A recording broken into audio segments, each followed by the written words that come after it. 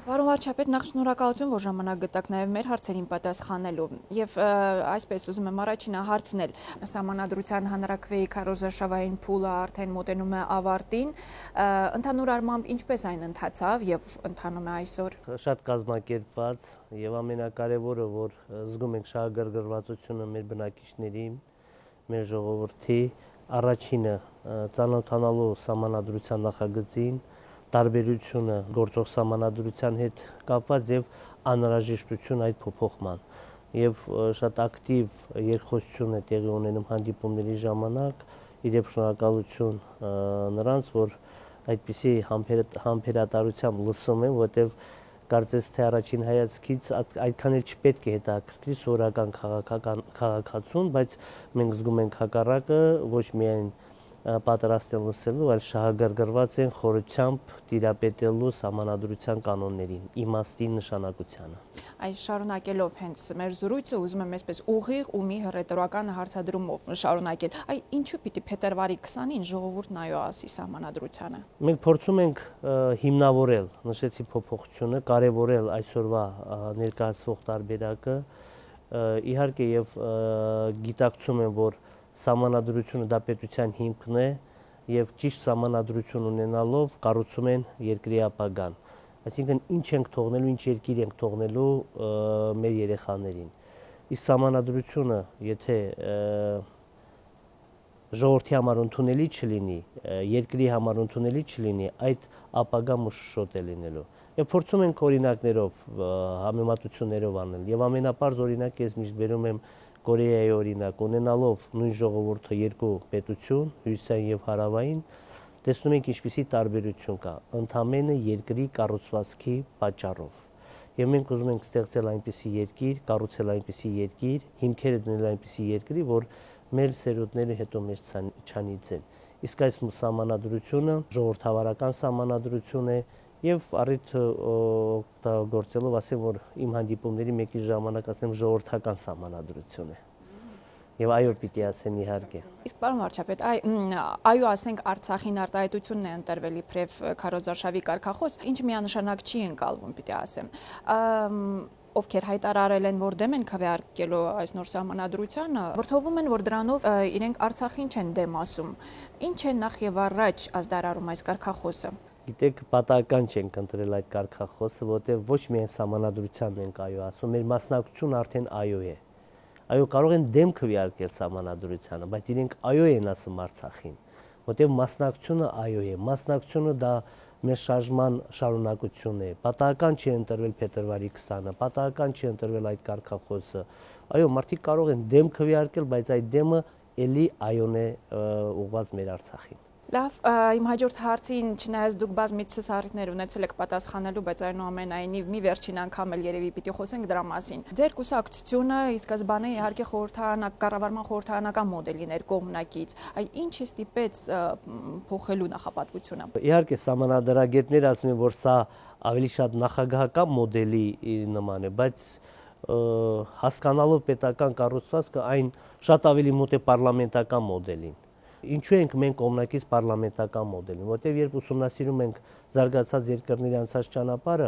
հաջողություն են ունեցել այն երկրները, որոնք ունեցել են պարլամենտական մոդել, իսկ պարլամենտականը համարում է ավելի ժողովրդավարական։ Մեր այս սահմանադրությունը, առաջարկությունը նոր, ինքը չի զիջում իր ժողովրդավարությամբ, իր արժեքային համակարգի կառուցման առումով, իր մարդու իրավունքների այդ բաժնով, ամեն ինչով համապատասխանում է պարլամենտական մոդելին։ Ընդհանրապես ըստ տարբերությունը երկրի առաջին դեմքի, գերագույն գլխավոր հրամանատարի անվան եւ ընտրության հետ է։ Ընդհանրապես շատ երկար քննարկումներ եմ ունեցել մեր գոլեգաների պարլամենտում հայ հեղափոխական դաշնակցության ընկերների հետ։ Ընդհանրապես դա է, իսկ մեր ժողովուրդը հակված է ունենալ ժողովրդավարական ինստիտուտներ, բայց այդ ժողովրդավարական ինստիտուտների գլխին ունենալ մարդ, որը իրավունք ունի, լիազորություն ունի որոշումներ կայացնելու, ավելի ազատ լինի, կաշկանդված չլինի, եւ այս առումով սա մեր կուսակցության համար ընդունելի տարբերակ է։ Եվ երկրի ղեկավարը մենք ենք ընդունում, որ պետք է ընտրվի ժողովրդի կողմից գոնե առաջիկա տասնամյակներում։ Իսկ ինքը պարլամենտարիզմի առումով չի զիջում։ Եթե տեսնենք ինչպիսի լիազորություններ է տրված պարլամենտին, սկսած մեր դատավորների, վերաքննիչ պալատի կամ, չգիտեմ, հաշվեկնիչ պալատի կամ նախագահի հրաժարականը պահանջելու տարբերակով, սա չի կարա ուժեղ նախագահական, այո, մեկ-մեկ ասում ենք, բայց ինքը այդպես չէ։ Ինքը ընդհանրապես ընտրում ենք երկրի ղեկավարի առաջին դեմքի գերագույն գլխավոր հրամանատարի, որը կաշկանդված չէ իր որոշում ներկայացնել, բայց որը ունի հակակշիռ պարլամենտի։ Իսկ մի տեսակ համարձակ քայլ չի, որ այս սահմանադրությունը որևէ այլ տեղ փորձարկված չէ որևէ երկրում, հնարավոր սխալներից խուսափելու երաշխիքները որոնք են։ Գիտեք, այդպես չի կարելի ասել, որ փորձված չի որևէ երկրում, այդ բոլոր դրույթները տարբեր երկրներում տարբեր ձևերով օգտագործում է եւ կան երկրներ, որոնք իրենց անցած ճանապարհին ինչ որ ժամանակահատվածում նման մոդելով են անցել։ Ինչ է այս սահմանադրությունը։ Տարբերությունը, որը մենք ասում ենք, ընդհանրեն այն, որ խորհրդարանական մոդելի համեմատ նախագահը ընտրվում է երկրի առաջին դեմքը ընտրվում է ժողովրդի կողմից եւ իսկ նախագահական ինստիտուտին ոչ համապատասխան է, որ պարլամենտը իրավունք ունի նախագահի հրաժարականը պահանջելու։ Առանձնահատկությունները, տարբերությունները դա են նախագահական համակարգի եւ պարլամենտական համակարգի եւ նաեւ հաշվի ենք առել մեր ժողովրդի տրամադրությունը, ցանկությունները։ Մեր ժողովուրդը ուզում է նախագահան երկրի առաջին դեմքը ընտրվի ժողովրդի կողմից եւ մենք պարտավոր ենք հաշվի առնել։ Եվ ժողովուրդն էլ իր մեր ընդհանուր հանրային կարծիք ուսումնասիրելու ժամանակ, սոցհարցումների ժամանակ զգացել ենք, որ ժողովուրդը այո, դեռ ինքը կողմնակից է երկրի առաջին դեմքի ընտրության ժողովրդական մոդելը, ոչ թե պարլամենտի կողմից ընտրվելու տարբերակը։ Շատ լավ, իսկ գործող սահմանադրության կողմնակիցները գտնում են, որ այն տնտեսական վատ երաշխիքներ չէր տալիս, անգամ պատերազմական տարում 9%-ը աճ է ապահովել։ Այդ նոր սահմանադրությունը բացում է նոր հնարավորություններ այդ առումով։ Գործող համակարգը կիսանախագահական համակարգ է, որը այո, այս 10 տարիներին ապահովել է երկրի զարգացման դինամիկա, աճ, կառավարման արդյունավետության բարձր մակարդակ, ապրիլ, որտեղ արդարացրել է, այո, մենք ոչ մեկը չենք ժխտում կամ հերքում արդյունավետությունը, բայց գործող սահմանադրությունը իր վտանգները ունի եւ այդ վտանգներից խուսափելու, այդ վտանգները չունենալու քաղաքական վտանգներ, երբ որ 2.5 տարի մեկ ընտրություններ է լինում քաղաքական, պարլամենտ, նախագահի եւ եթե հանկարծ այդ որևէ մեկ ընտրության ժամանակ իշխանությունը վստահություն չունենա նախագահի առումով կամ պարլամենտի, արդեն երկրում առաջանում է երկու բևեռ, քաղաքական ճգնաժամ։ Իսկ պարլամենտը իրավունք չունի նախագահի հրաժարական պահանջելու, նախագահն էլ իրավունք չունի ցրելու պարլամենտը այսօրվա սահմանադրությամբ։ Եվ մեծ շռայլություն է մեզ համար ամեն 2.5 տարին քաղաքական ընտրություն կատարելու։ Դրա համար մենք գտնում ենք, որ 5 տարին մեկ բավարար է, 5 տարի մեկ ընտրություններ կատարելու արդյունքում ժողովուրդը հնարավորություն ունի գնահատելու իշխանության քաղաքական ուժերի գործունեությունը, նախագահինը որպես անհատի, որպես կուսակցությունների պարլամենտում նրանց համատեղ աշխատանքը եւ հետո նորից որոշում կայացնելու իրավունք է տալիս շարունակի այդ ուժը կառավարել երկիրը, թե փոփոխություն է կատարում։ Առաջարկող տարբերակով ամբողջությամբ կազմը փոխում է, եթե փոխում է նախագահը, հավանական է փոխում է նաեւ պարլամենտում դասավորվածությունը եւ ընտրված նախագահը կունենա պարլամենտում արդեն մեծամասնության աջակցություն։ Այս պարագայում շատ հեշտ կարող է իրականացնել իր ծրագրերը։ Իսկ գործող սահմանադրությամբ, եթե ընտրվում է նախագահը չունի պարլամենտում համապատասխան աջակցություն,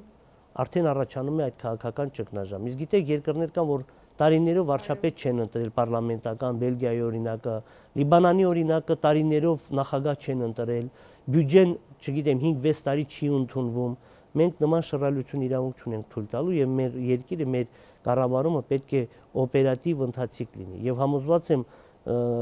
այս առաջարկող սահմանադրությունը ավելի մեծ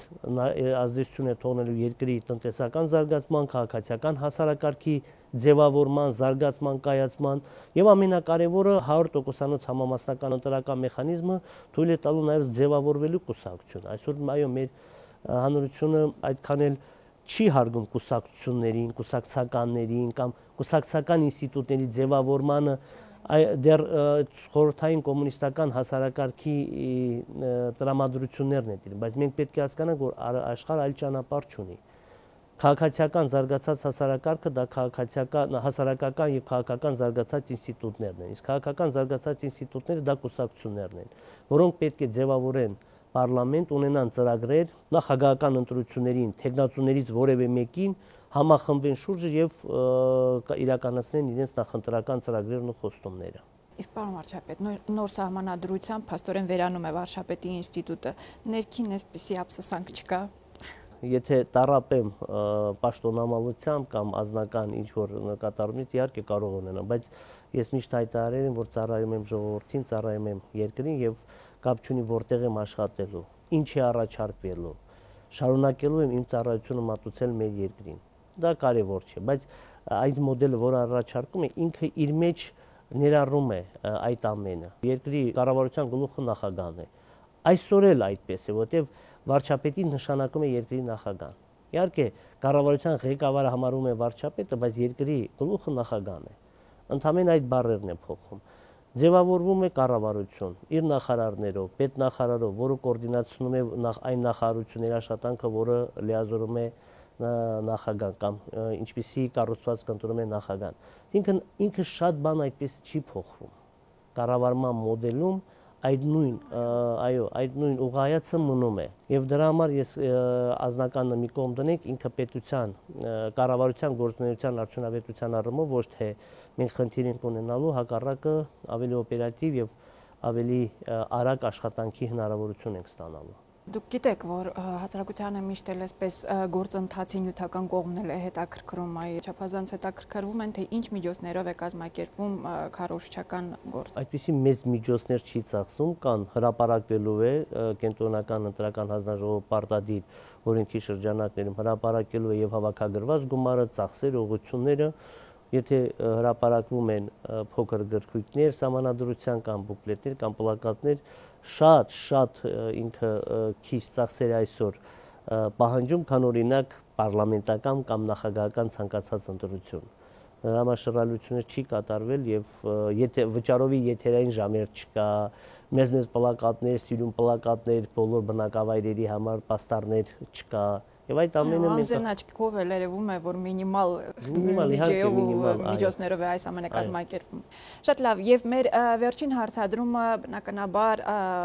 սահմանադրության վերջին հոդվածին է առնչվում, այ մեր տարածքային ամբողջականության այսպես ապահովումը, որքանով է պաշտպանված ու արտահայտված 175-րդ հոդվածում։ Մեր տարածքային ամբողջականության կամ մեր ընդհանուր անվտանգությունը պայմանավորված է առաջին հերթին մեր բանակի մարտունակությամբ։ Իհարկե մենք կարող ենք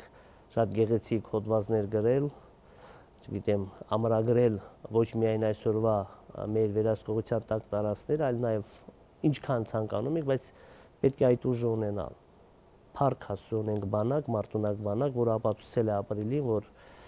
ի վիճակի է պաշտպանելու մեր երկիրը։ Գիտեք, այդ փոքր դիրքային մարտերը մենք մի կողմ դնենք։ Հակառակորդը հասկացել է, որ ունենք մարտունակ բանակ,